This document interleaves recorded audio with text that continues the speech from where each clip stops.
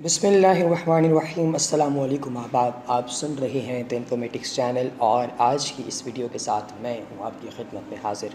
नाज़रीन, इमरान खान जो पाकिस्तान के होने वाले वज़ीर आज़म, जिन्होंने 25 जुलाई सन 2018 को मुल्क में भारी अक्सरियत से वोट्स हासिल किए हैं, इस वक्त वो पाकिस्तान के नए वज़ीर आज़म बनने की दौड़ में लगे हुए हैं। मगर वो नहीं जानते कि उनके पीछे कुछ ऐसी क़ुव्वतें भी हैं जो लेग पुलिंग और उनको रोक कर उनकी तरक्की के रास्ते में रुकावट बन के उनको आगे बढ़ने से रोक रही हैं। ये वो क़ुव्वतें हैं जिन क़ुव्वतों ने इमरान खान को इससे पहले भी रोका और इमरान खान को मुख्तलिफ़ हवालों से परेशान करते रहे और अब दोबारा इमरान खान के ऊपर मुख्तलिफ़ मुकदमात में उनको फंसा कर उन्हें दोबारा ज़िच करने का बेड़ा इन लोगों ने उठा रखा है। आखिर ऐसी कौन सी गलतियाँ हैं जिनकी वजह से इमरान खान नाअहल हो सकते हैं वज़ीर आज़म बनने से पहले ही? ये आज की इस वीडियो में इस पर हम गुफ्तगू करेंगे कि अगर आपने अभी तक हमारे चैनल को सब्सक्राइब नहीं किया तो नीचे दी गई लिंक बार में मौजूद सब्सक्राइब के बटन पर क्लिक करके चैनल को सब्सक्राइब कर लीजिए। इसके अलावा वहीं पर मौजूद बेल आइकन यानी घंटी के निशान को दबाकर आने वाली वीडियोज़ की अपडेट्स को ऑन कर लीजिए। अब आप वज़ीर आज़म इमरान खान ने जो वज़ीर आज़म हम इसलिए उन्हें बार बार कह रहे हैं क्योंकि ज़्यादा चांसेस ये हैं कि वो वज़ीर आज़म पाकिस्तान के बन जाएंगे। नाज़रीन, उन्होंने 25 जुलाई को जब इलेक्शन का दिन था, सब लोग वोट कास्ट कर रहे थे, तो उन्होंने शोखी में आते हुए, थोड़ी सी जो शेखी इंसान के जिस्म में भरी होती है उसमें आते हुए उन्होंने अपने इर्द गिर्द मौजूद तमाम लोगों की मौजूदगी में हलफ उठाने से पहले, हलफ उठाने की से मुराद ये है कि जब आपको उन इलेक्शन सेल से बाहर निकाल दिया जाता है तो आपके ऊपर ये पाबंदी आयद होती है कि कोई भी उम्मीदवार शाम काउंटिंग तक जो है वो अंदर नहीं आ सकता। इवन काउंटिंग के वक्त भी सिर्फ उनके नायब वहाँ पर मौजूद होते हैं। तो उन्होंने उस वक्त जो है वो इलेक्शन से जो इलेक्शन में यानी वोट डालने से पहले जब वोट कास्ट कर रहे थे तो वोट कास्ट करते हुए उन्होंने वहाँ से निकलने से पहले मीडिया के सामने अपना वोट सबको दिखाया कि वो बल्ले के निशान पर मोहर लगा रहे हैं। स्ट्रेटजी ये थी कि वो कौम को ये बताना चाहते थे कि मैं भी बल्ले पर मोहर लगा रहा हूँ और आपने भी बल्ले पर मोहर लगा के पाकिस्तान तहरीक इंसाफ को जितवाना है। मगर अवाम, जैसे कि आप जानते हैं कि वो तो इन चीज़ों को काबू कर लेती है, सुन लेती है, इन्हें हज़म कर लेती है, मगर जो सिक्योरिटी इदारे हैं, ख़ास तौर पे पाकिस्तान इलेक्शन कमीशन का जो अज़ खुद नोटिस देने वाला इदारा है, ये वो इदारा है जिसने जब ये सुना कि इमरान खान जो हैं वो इस तरह की कोई हरकत कर रहे हैं तो इन्होंने हर साइड से इस चीज़ की कोशिश की कि कवर किया जाए इस टॉपिक को, इस पॉइंट को, और खान साहब को अगर पकड़ा जा सके तो खान साहब के ऊपर अज़ खुद नोटिस लिया जाए और खान साहब को गिरफ़्तार किया जाए। अब इस दौरानिए में उन्होंने यूँ किया कि इमरान खान की वो वीडियो जो कि फेसबुक पर भी बहुत वायरल हुई और इसके अलावा मुख्तलिफ़ चैनल्स ने मुख्तलिफ़ औकात में चलाई, उस वीडियो को अपनी नज़रों में रखते हुए इमरान खान को एक नोटिस जारी किया कि वो जल्द अज़ जल्द अदालत में आएँ और शो कॉज नोटिस जारी करने से मुराद ये थी कि वो कॉज बताएं कि उन्होंने क्यों मीडिया के सामने अपना जो बैलेट पेपर है उसकी इज़्ज़त को मजरूह किया और क्यों उन्होंने आवाम के सामने जो है वो बल्ले पर मोहर लगाई और किस बिहाफ पे इमरान खान ने ये हरकत की जिस हरकत की वजह से इमरान खान को अदालत बुलाया गया है। अब इमरान खान साहब ने इस बात को बिल्कुल एक ऐसी अजीब सी बात समझा जिसका वो जवाब देने से इनकारी रहे। लेकिन बुनियादी तौर पे ये सोचने की बात है कि एक शख्स जो कि मुल्क को एक बहरान से निकालने का दावा कर रहा है, वो मुल्क का लीडर है और एक बड़ी तादाद है आवाम की जो उसको भारी मैंडेट से इलेक्शन जितवा रही है, वो लीडर जब कानून की यूँ पामाली करेगा, कानून की बात जो है वो नहीं मानेगा और वोट की इज़्ज़त नहीं करेगा, तो फिर कौम से कैसे तवक्को रखी जा सकती है कि कौम तमाम कवानीन की पाबंदी करेगी, जबकि लीडर अज़ खुद किसी भी कानून की पाबंदी न करते हुए, चाहे नाज़रीन जैसा भी है, लेकिन है तो कानून ये था कि आप बैलेट पेपर को आवाम के सामने नहीं पेश कर सकते और मोहर आवाम के सामने नहीं लगा सकते। इसको इलेक्शन बैलेट पेपर की सीक्रेसी का नाम दिया जाता है, जिसको इमरान खान ने मजरूह किया। अब उसके बाद जब इन्हें नोटिस जारी किया गया है तो इनकी पेशियाँ इस वक्त चल रही हैं। मोस्ट प्रोबेबली 13 तारीख को इन्होंने हलफ उठाना है, मगर 13 तारीख से पहले पहले मुख्तलिफ़ सियासी पंडितों का ये कहना है कि इमरान खान शायद नाअहल हो जाएं। तो अगर ऐसा हुआ तो इमरान खान तारीख़ के वो वाहिद लीडर होंगे जो कि वज़ीर आज़म की कुर्सी जो है वो हासिल करने से पहले, वज़ीर आज़म का कलमदान संभालने से पहले वो डिसक्वालीफाई हो जाएंगे, नाअहल हो जाएंगे।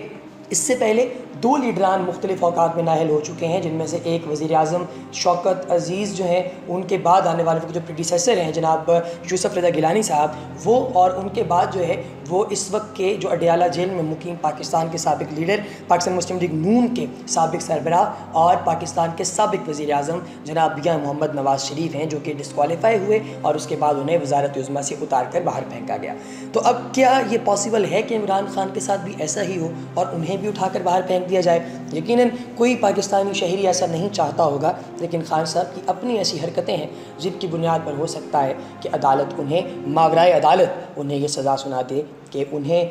باہر رہنے کا کوئی حق نہیں ہے، انہیں ووٹ کی سیکریسی کو پامال کرنے کی صورت میں سزا دے دی جائے گی، اور اگر انہیں سزا ہو گئی تو وہ وزیر اعظم کا قلمدان سنبھالنے سے قاصر ہو جائیں گے۔ ناظرین، اس کے علاوہ کچھ اور مسائل بھی اس وقت پاکستان تحریک انصاف کو درپیش ہیں، جن میں سب سے بڑا مسئلہ یہ ہے کہ پاکستان تحریک انصاف کی ایک بڑی تعداد کی ووٹوں کی ری کاؤنٹنگ کا معاملہ عدالتوں میں چل رہا ہے۔ الیکشن کمیشن کے سامنے یہ درخواست پیش کی گئی ہے کہ حلقہ NA 131 جو کہ لاہور میں خواجہ سعد رفیق کا حلقہ بنتا ہے، اس حلقے میں ری کاؤنٹنگ کا معاملہ جو ہے وہ اچھالا گیا ہے کہ عمران خان کے مد مقابل جو ہے وہ خواجہ سعد رفیق تھے، جو پاکستان کے سابق وزیر ریلوے ہیں، کہ سعد رفیق صاحب یہ کہتے ہیں کہ میرے علاقے کے جو ووٹس ہیں وہ مجھے زیادہ پڑے تھے، جبکہ میرے مسترد شدہ ووٹس 1678 ووٹس جو ہیں وہ دوبارہ سے ری کاؤنٹ کیے جائیں، اور جتنے ووٹ پڑے ہیں وہ بھی ری کاؤنٹ کیے جائیں، تاکہ مجھے علم ہو سکے کہ کیا واقعی مجھے شکست ہوئی ہے یا پھر کوئی ایسی پاور ہے، کوئی ایسی خلائی مخلوق ہے، کوئی ایسا محکمہ زراعت ہے، کوئی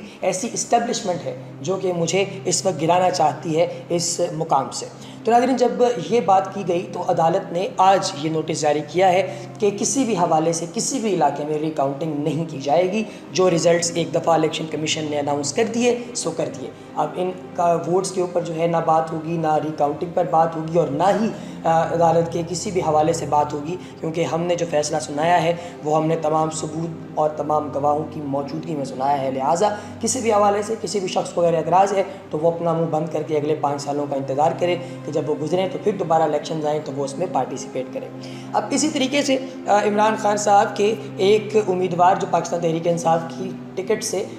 بلوچستان میں کامیاب ہوئے تھے، جب ری کاؤنٹنگ کی گئی ان کے علاقے کی تو وہ دوبارہ ہار گئے کچھ ووٹوں سے، اور جب وہ ہارے ہیں تو ان ووٹوں کے ہارنے کی وجہ سے عمران خان کی ایک سیٹ اور لوز ہو گئی، لیکن ابھی بھی انہیں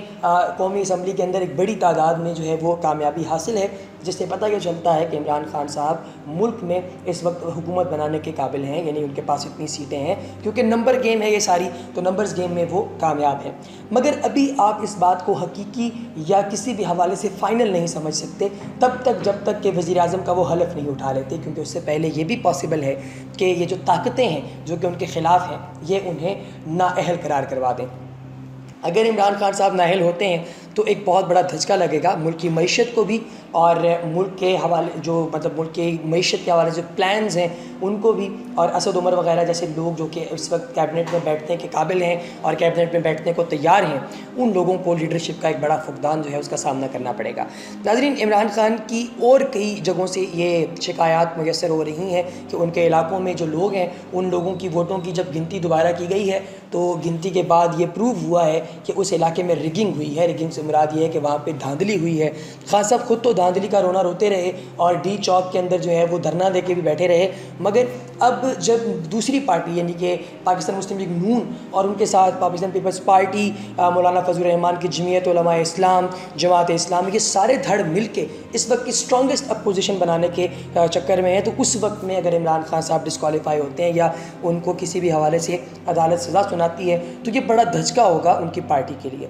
لہٰذا وہ یہ جو رسک ہے وہ نہیں لینا چاہتے، اور ان کی یہ خواہش ہے کہ کسی طریقے سے یہ مقدمہ جو ہے وہ دائیں بائیں ہو جائے۔ لیکن کچھ لوگوں کا یہ بھی ماننا ہے کہ اگر دھاندلی ہوئی ہے تو وہ صرف اور صرف تحریک انصاف کے ساتھ، ایک یہ ٹویٹ بھی آئی ہے کہ تحریک انصاف کے ساتھ اگر دھاندلی نہ ہوتی تو اس وقت ان کی جو سیٹیں ہیں وہ اس سے زیادہ ہوتی جتنی ان کی۔ اب خان صاحب یہ چاہتے ہیں کہ وہ کسی حوالے سے اپنے آپ کو اس معاملے سے نکلوا سکیں اور وہ بنی گالہ کے اندر جو ہے وہ دوبارہ اپنے آپ کو وزیر اعظم کے روپ میں دیکھیں۔ نئی شیروانیاں سلوا لی گئی ہیں اور اس ٹائم پورا ماحول جو ہے وہ بنا دیا گیا ہے وزیر اعظم ہاؤس والا، وہاں پہ سیکیورٹی ٹائٹ کر دی گئی ہے. جب وہ وہاں سے نکلتے ہیں تو 20-22 گاڑیوں کے لمبے قافلے کے ساتھ نکلتے ہیں. پروٹوکول کے خلاف ہیں عمران خان صاحب، لیکن یہ پروٹوکول انہیں ان کی جانب سے نہیں بلکہ حکومت کی جانب سے دیا گیا ہے، ایجنسیوں کی جانب سے دیا گیا ہے، کیونکہ ان کی جان کو بھی خطرہ ہے اور اس چیز کے بھی چانسز ہیں کہ ان کی اسیسینیشن کی کوشش کی جا سکے، یعنی کہ ان کو کوئی قتل کرے کسی حوالے سے، کیونکہ اس وقت جو ہے وہ باقی تمام پارٹیز کے لیے ایک بہت بڑا تھریٹ ہے.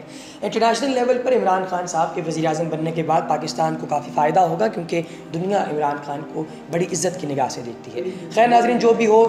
وہی ہو جو پاکستان کی بہتری کے لیے ہے. اللہ تبارک و تعالی ہمارے ملک کو سلامت رکھے. ہمارے چینل دی انفارمیٹکس کو سبسکرائب کرنا ہرگز نہ بھولیے گا. اگلی ویڈیو تک دیجیے اجازت. خدا حافظ.